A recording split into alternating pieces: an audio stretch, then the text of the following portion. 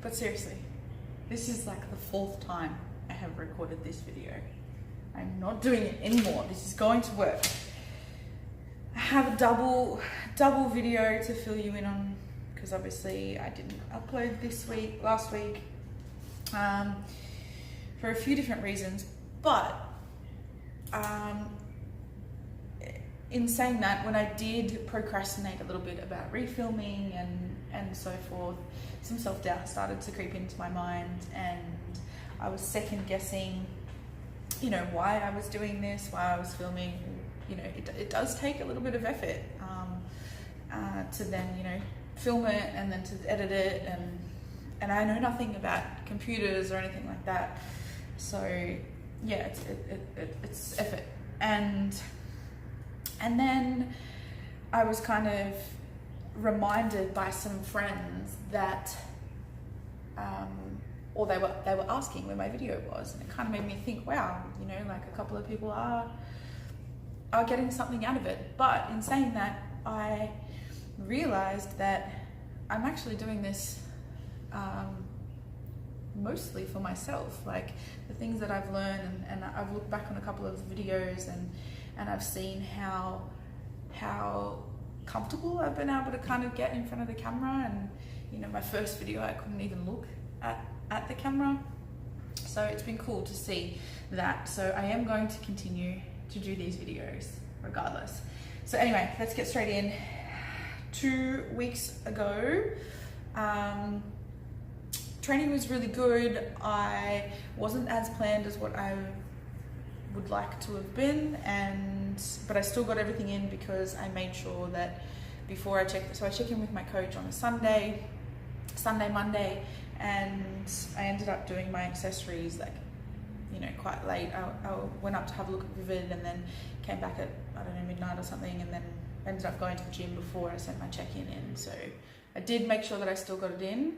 However, it wasn't really at an ideal time. I don't want to be going to the gym at 2 a.m. every week. So I tried to be proactive about that this week and get my accessories done early. However, I probably got too many in on the one day. Ended up being pretty sore the next day, and then I had deadlifts and lifted like a complete retard. So whether it was because of that or a combination of other things, I'm not sure. But what I can control is spreading out the accessory work throughout the week. So that's what I'm going to do this week. And a couple of weeks ago, with my macros, obviously my calories had dropped down to 2,000, and I am used to eating quite a bit of food, so for me 2,000 is pretty low, but I'm just manning up and getting it done because I know that 2,000 is not low. But anyway, in saying that, I did eat out a few times like 2 weeks ago, and that just meant that over the weekend I was stuck with like a couple of days of 1,000 calories, which is shit. I don't want to do that. So it's just about making conscious choices while I'm out, and not letting everything slide, and being accountable for things, being consistent. So yeah, and the same goes for this week. The plan is to only get me down to 73 and then to start reverse dieting back up from there, which I am pretty close. Like I think I'm like maybe 800 grams out of that. So yeah, that's promising. I am hardly doing any cardio. I'm doing like 1 or 2 sessions a week. So yeah, I have nothing to complain about really. So that's kind of the recap for that. There's a couple of other things I want to share with you, something that I feel like is really important, and something that I'm going to grasp on for this comp, and it's I refer to it as anchoring, and my take on it is basically attaching an emotional feeling that you get with the senses, so with the body's senses, and then anchoring that to whatever it is that you're doing. So in this scenario for this comp specifically, it's about how I set up for my lifts, like right before my lift.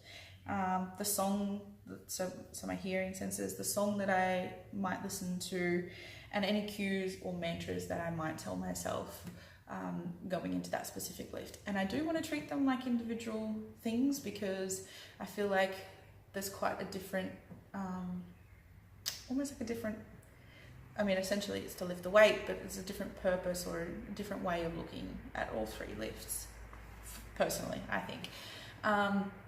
So I will have a different song leading up into that, and I will have a different mantra, and obviously a different cue because it's a different movement going into those lifts. And basically, if I start doing that now and attach that to the success of training in the gym and getting the numbers that I, that I want to in training, then hopefully that emotional status that I get from there can then be transported onto the platform. So yeah, it's kind of really about like embodying where you're at to then replicate it later on. So I took a couple of videos that I want you to particularly pay attention to how I set up for my particular lifts. This doesn't really matter, and this varies from person to person, but it's really important to do what you always do and to keep it onto your comp day as well. Don't change anything. Some people look at this like a superstitious kind of thing. I see it as more than just that. But yeah, and the reason why I wanted to talk to you guys about this is because I did a little bit of studies on this, a course that I went to with a lady called Alice late last year, and I'm doing some further studies with her over the next 8 to 10 months.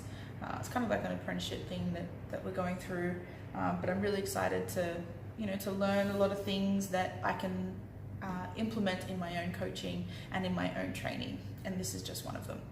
So that starts on starting with her on the 21st of June. Keen to share with you guys some more info about that.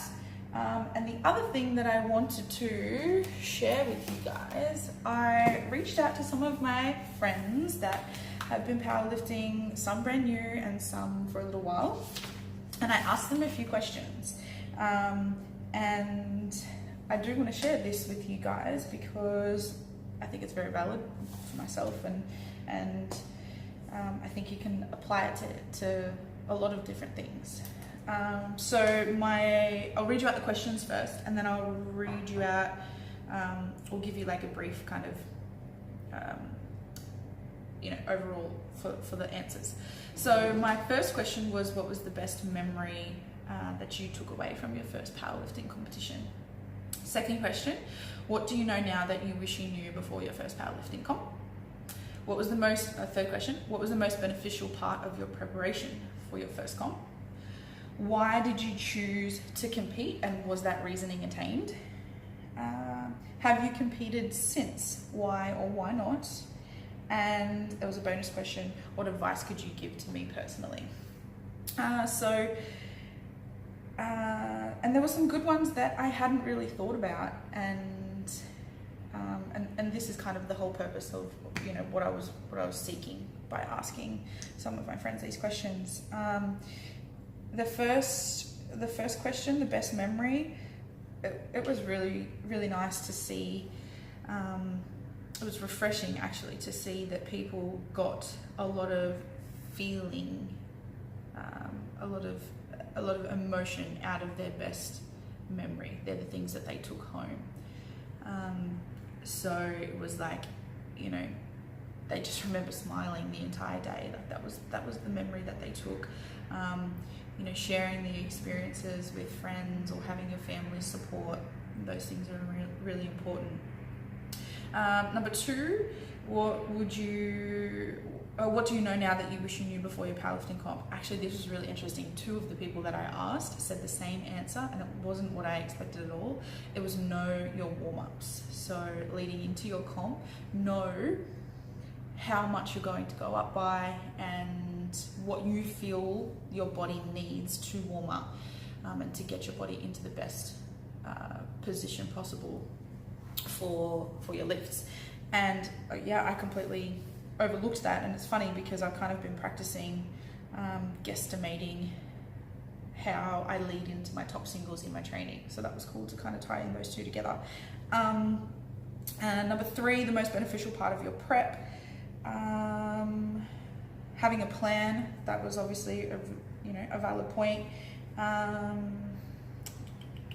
Realizing that you are so much more than what your body looks like, and and seeing what your body can do and shifting the focus of training to something like that was cool. Having a role model and just learning some technique differences. Actually, one second. Yeah, so everyone that I asked if they had attained the goal that they set out to achieve, they all said yes. So that was nice to hear. And connected to that, they had all competed again since. So some, not just in powerlifting, some went on to CrossFit, but all of them had. So I guess maybe whether that has a connection to the fact that their goals were achieved or not, I'm not too sure, but I would say that it did. And my bonus question, what advice could you give to me personally? A really good one was nutrition on the day. So don't overlook the nutrition on the day. There can be a lot of hype, and not to get lost in that, to have a good plan and to make sure you execute that.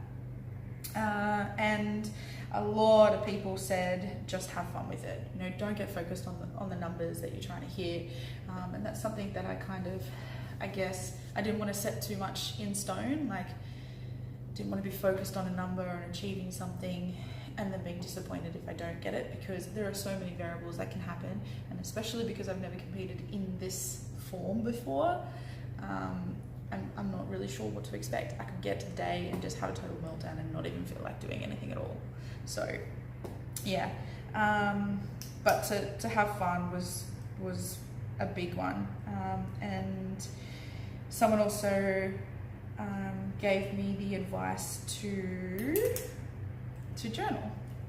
So I guess this is something like what I'm doing now, as part of a journal, because the time spent on the platform is short-lived. So if I can stretch out the journey, then I guess I can learn more about it.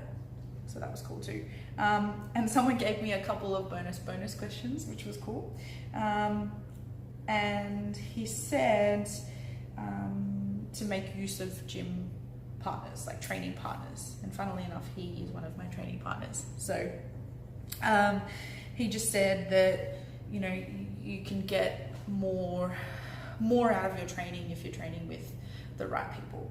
And I 100% agree. And he teaches me a lot, and I hope that I do the same for him. And the other bonus question that he gave advice was to interact with people. So on the day, and I guess that interaction gives you a learning aspect. And I guess it could even just be a different perspective of something that could all, make something click or help you understand something a little bit more in depth. So that were the questions. What else? I think that's all I wanted to talk to you about today. I am going to get ready for work and going to eat, and that is about all for today. I won't finish work till a little bit later, so I will see you guys next week. I really want to take you around a lot this week with me and give you more of an insight about what my week kind of looks like. So that'll be cool. I will see you guys soon.